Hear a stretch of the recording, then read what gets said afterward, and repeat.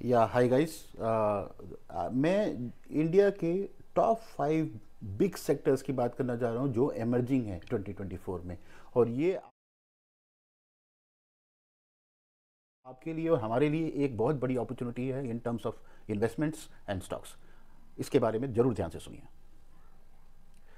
देखिए, जैसे मैंने आपको बताया कि ये 5 सेक्टर्स जो हैं इंडिया के रडार पे हैं। The government is working on this and there has been a considerable improvement, growth already in these sectors.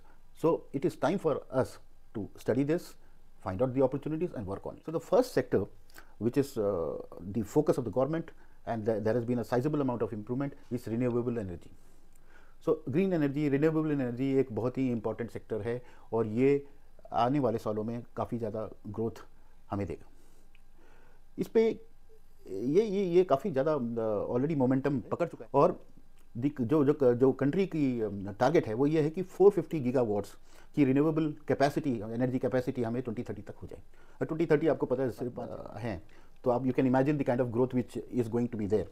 और not to forget that India is the world third largest consumer of energy. So it becomes so important. So इसमें कुछ companies हैं जिनके बारे में आपको study. अच्छा, एक चीज़ और बता दूं मैं कि इसमें एक्सपेक्टेड है कि 30x इंक्रीज होगा सोलर पावर इंस्टॉल्ड कैपेसिटी में और करीब 2x प्लस इंक्रीज होगा विंड एनर्जी में।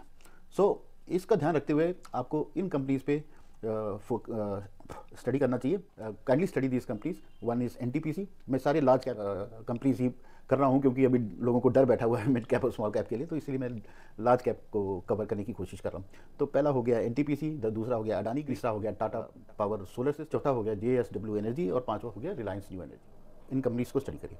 The second emerging sector, big sector, is electric vehicles, है ना। आप सबको पता है कि इलेक्ट्रिक व्हीकल्स ऑलरेडी आप अब रोड्स पे देखते हैं और रोज ही उसकी ग्रोथ आपको नजर आ रही है, मतलब it is tangibly visible to all of. So the Indian government is pushing on this. So FAME India at the rate of national electric mobility mission plan already चल रहा है, बट 2030 का प्लान ये है कि वो 100% इलेक्ट्रिक व्हीकल नेशन हो जाएगा। अगेन कितने साल बचे हैं आपको पता है, तो it's a big opportunity, right.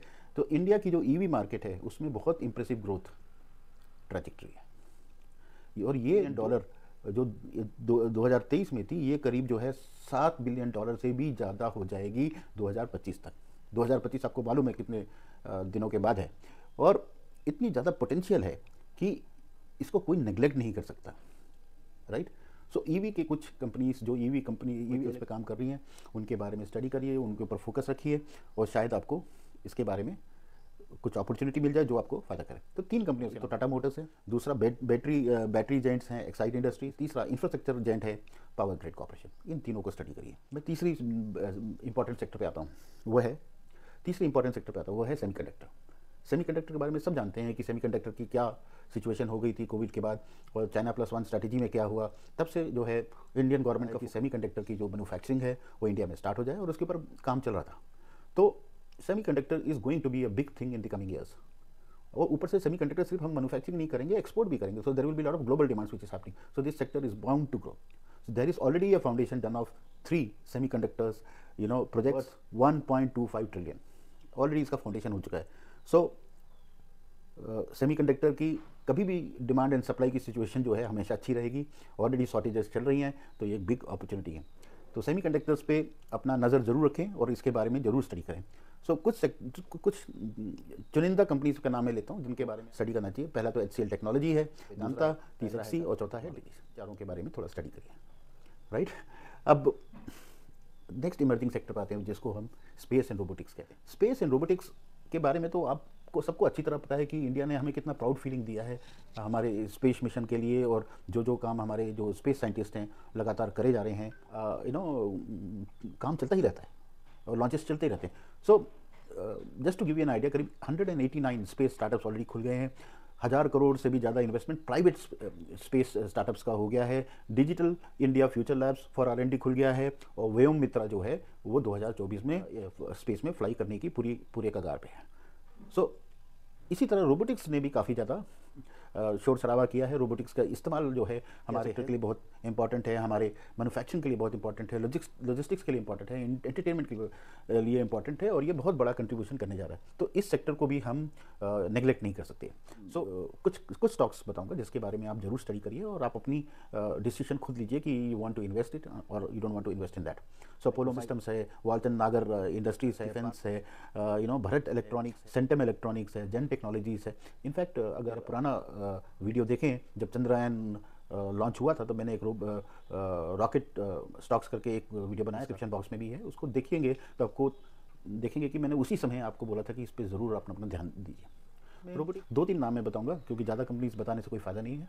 तो एबीबी सबसे लार्ज कंपनी है, एबीबी इंडिया, जो इंडिया में काम कर रही है, टाटा एलेक्सी है और इस पर ज़रूर ध्यान दीजिएगा, इसको नेगलेक्ट नहीं करिएगा। लास्ट सेक्टर जो इंडिया के इमर्जिंग सेक्टर्स हैं और गवर्नमेंट का फोकस है और हम सब उसको एक्सपीरियंस कर रहे हैं, वो है artificial intelligence.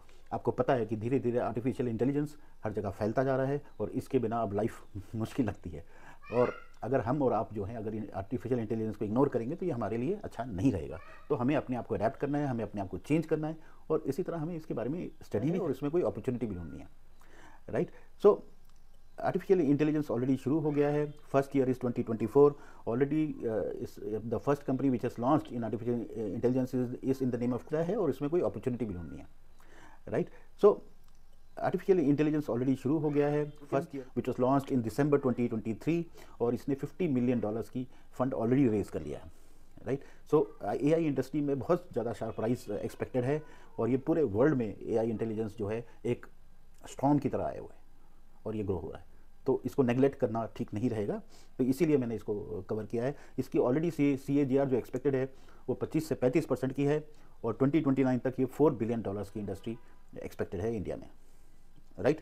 So companies and do study about this and try to find out an opportunity wherever you feel due to this market corrections or this volatile period you are able to invest in these companies for a long term. These companies are TCS, Technologies, Infosys, and Tata. So guys, I told you about the 5 emerging big sectors which is going to be a big opportunity in India and especially in 2024, and March is the right time to study and invest because one, the correction is happening, the market is sideways and it is going to be volatile and it will give you ample of opportunities to invest at the right time at the right place. Thank you. Bye bye.